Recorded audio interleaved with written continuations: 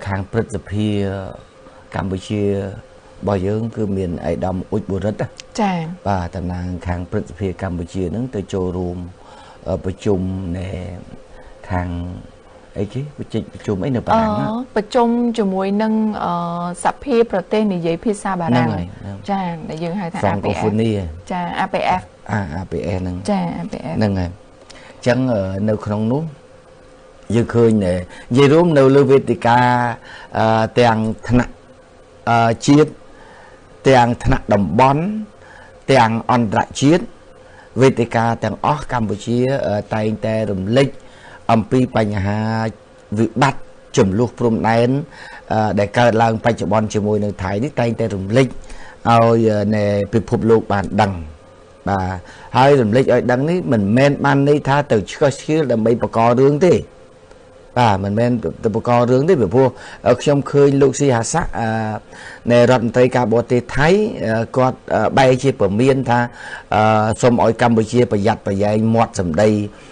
និយាយបន្តិចនៅគេហៅថាវេទិកាតំបន់វេទិកាអន្តរជាតិអីសូមឲ្យប្រយ័ត្នប្រយែងហា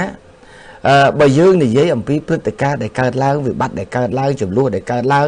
ពិតប្រាកដនៅព្រំដែនយើងនិយាយការពិតអត់បានទេចាបាទហើយយើងបង្ហាញពីការពិតដែលកើតឡើងចឹងហើយរួចហើយយើងរកយន្តការដោះហើយរកយន្តការដោះគឺកម្ពុជាគឺគ្មានអីការប្រយោគជាយើងនិយាយតែពីរឿងច្បាប់អន្តរជាតិហ្នឹងចាហើយដល់ពេលមកពមៀនបិទមាត់មិនអោយប្រទេសមួយដែលនិយាយការពិតគឺបានន័យថាម៉េចចង់និយាយថាចិញ្ចឹមចំនួនចុះចាបន្តចំនួនចុះឬក៏មានមហិច្ឆតាចង់ធ្វើអ្វីសម្រាប់ប្រទេសមួយដែលតូចតាចជាងខ្លួនប្រទេសមួយដែលអន់ខ្សោយជាងខ្លួនចាបាទអាហ្នឹងខ្ញុំស្ដាប់គាត់លោកស៊ីហាសាគាត់លើកឡើងក្នុងកាសែតរបស់គាត់ទេគាត់ថាសូមឲ្យកម្ពុជានិយាយឲ្យប្រយ័ត្នប្រយែងមាត់បន្តិចចាបាទប្រយ័ត្នប្រយែងមាត់អីដូចយើងចែកនិយាយថាហើយទុកមាត់ស៊ីមាន់ចាអាហ្នឹងអត់ទេតែរឿងនេះវាអត់មានពាក់ព័ន្ធនឹងទុកមាត់ស៊ីមាន់ទេពីព្រោះគាត់ទៅនិយាយនៅមុខគេគាត់និយាយថាប្រទេសគាត់ប្រទេសថៃគាត់មិនដែលយករឿងហ្នឹងទៅនិយាយនៅចំពោះមុខគេមុខឯងអីអញ្ចឹងទេអត់ដូចកម្ពុជានោះទេចាបើគាត់ទៅនិយាយមិនបើគាត់ជាអ្នកឈ្លានពានគេហ្នឹងគាត់ប្រើកម្លាំងគៀបសង្កត់លើគេគាត់ទៅនិយាយវាហាក់បីដូចជាបើកកកាយរឿងខ្លួនឯងបាទហ្នឹងហើយអញ្ចឹងវាមិនអាចទៅបិទមាត់សម្រាប់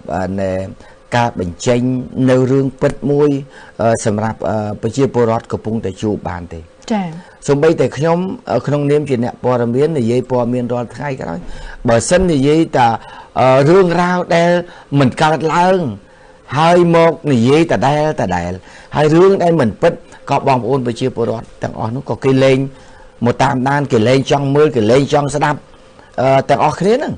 បើថាតែអ្នកឯងនិយាយវាអត់ពិតបាទនិយាយវាមិនពិតបាទអញ្ចឹងបានថាខ្ញុំកាលណាបើសិនខ្ញុំនិយាយខ្ញុំវាយកអាពាក្យសម្ដែងដូចប្រមាអៀនខ្លួនបាទអៀនខ្លួនយូរនឹងឆាប់គេគង់តែតដឹងតដែលហ្នឹងអ្វីដែលអ្នកសម្ដែងអ្នកឯងកុំបាច់ចាំឆ្ងល់គង់តែគេដឹងយូរនឹងឆាប់គង់តែគេដឹងតដែលហើយតែកាលណាគេដឹងយើងសាបចាហើយគេបាត់ជំនឿគេលែងចង់ទៅទៀតហ៎ចឹងអីក៏ដោយកុំអោយគេថាអីពាក្យយើងគេប្រើពាក្យលក់ផ្លូវចាលក់ផ្លូវកុំអោយលក់ផ្លូវចាហ្នឹងហើយបើលក់របស់របរប្រើប្រាស់លក់បន្លែសាច់ត្រីអីចឹងហ្នឹងអាហ្នឹងវាមិនអីចាចាបាទតកតងជាមួយនឹងសភានិយាយភាសាបារាំងនេះបងប្អូនខ្លះគាត់ប្រកាសជាឆ្ងល់គាត់ថាអាហ្នឹងអីគេចាគាត់ខ្លះគាត់អត់ធ្លាប់ឮហើយខ្លះទៀតគាត់ឮដែរប៉ុន្តែគាត់អត់បានចាប់អារម្មណ៍យល់តកតងជាមួយនឹងសភានិយាយភាសាបារាំងនេះគឺកម្ពុជាយើងចូលជាសមាជិកសភានិយាយភាសាបារាំង APF ហ្នឹងចាប់ពីឆ្នាំ1967រហូតមកដល់ពេលបច្ចុប្បន្ននេះគឺមានសមាជិកជាង80ក្រុមសភាជាតិចាហើយក្នុងនោះដែរគឺវេទិកាមួយនេះគឺជាវេទិកាមួយសម្រាប់កម្ពុជារៀបចំតែងតាំងចូលរួមចាហើយក្នុងនោះគឺមានប្រទេសដែលនិយាយជាភាសាបារាំងហើយលិខិតល្ងាចមិញហ្នឹងគឺអាយដាមអ៊ុចបារិតចាគឺសមាជិកសភាចាអនុប្រធានទី1ចាសមាជិកព្រឹទ្ធសភាអនុប្រធានទី1ចាលោកបានថ្លែងនៅចំពោះមុខបណ្ដាសមាជិកដែលនិយាយភាសាបារាំងតែប៉ុន្តែនៅក្នុងគោលបំណងហ្នឹងគឺ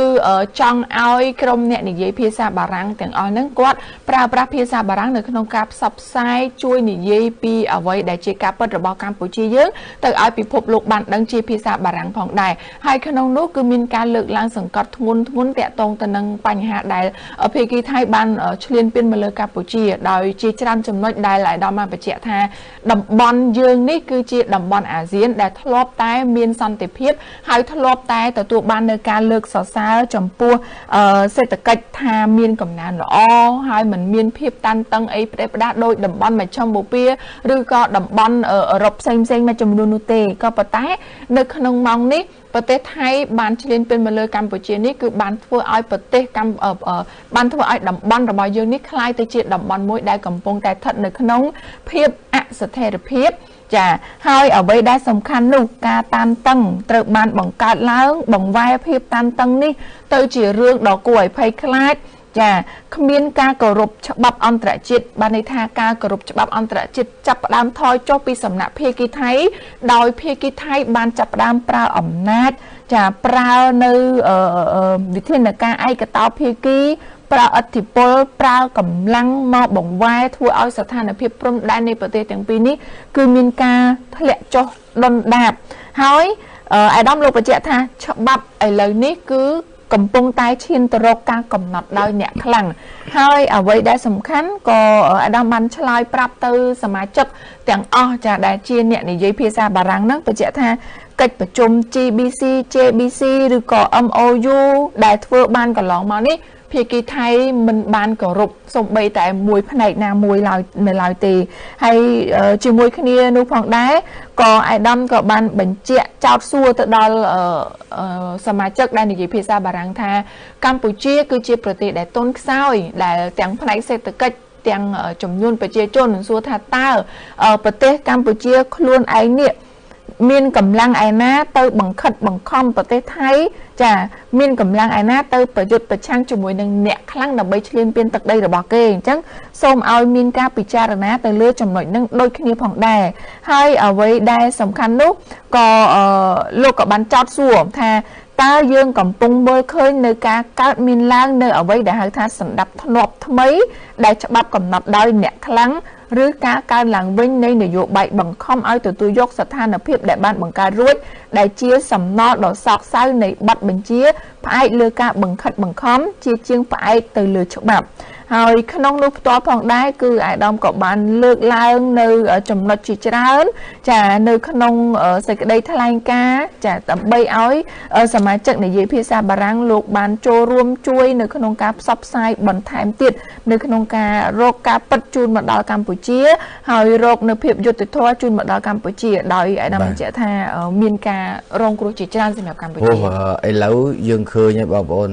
ក្រោយពេលដែលសម្លេងរបស់ប្រជាជនកម្ពុជារបស់យើងបានស្រែកព្រមគ្នាសូមឲ្យបារាំង